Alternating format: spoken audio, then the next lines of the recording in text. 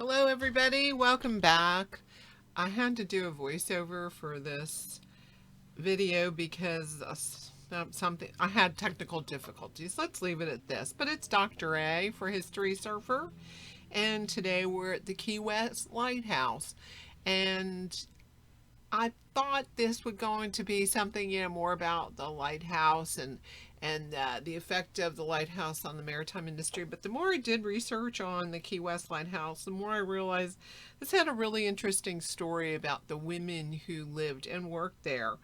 It seems as if women have always had a big part in maritime communities. I have read some interesting studies about the wives of fishermen and how they basically carried the community when the fleets are out, and it seems as if in lighthouse keeping and in this period in Florida, maybe perhaps it's unique. I don't know, maybe it's in other places, but at least in Key West, women had a big part in the history of Key West Lighthouse.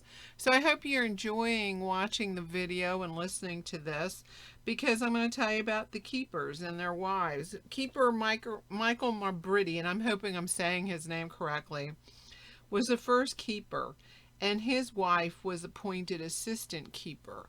It was quite common, what I found, is for women to, the wives of lighthouse keepers, to receive this position, because then there was only one family living in the lighthouse keeper's residence. And think about that. That would have been awesome, instead of having to share the structure, it would only be one family living there. The wife assumed the duty, and she also knew all of the things to do. And this couple would start what would become a lighthouse dynasty.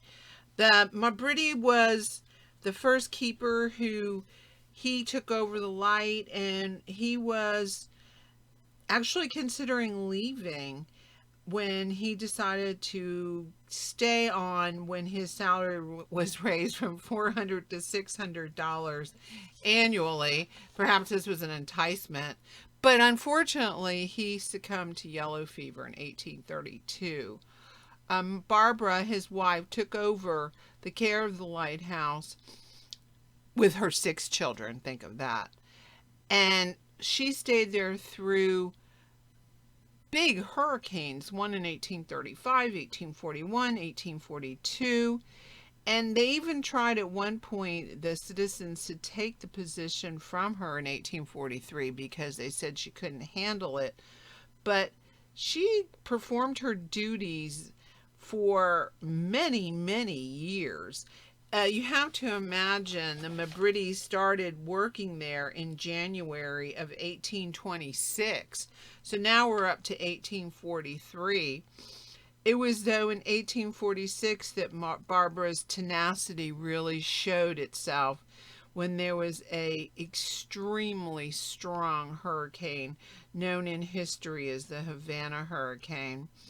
The storm surge from that hurricane covered the island and severely damaged 600 of the homes on the island. 14 people who tried to take refuge in the lighthouse were killed, but Barbara survived the storm, although some of her family did perish.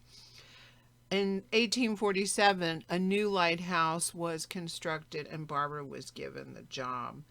Deeply saddened, she resumed her familiar duties, and by the time we come to the Civil War era, she's still serving. She was actually going to be fired at the age of 82 because she refused to,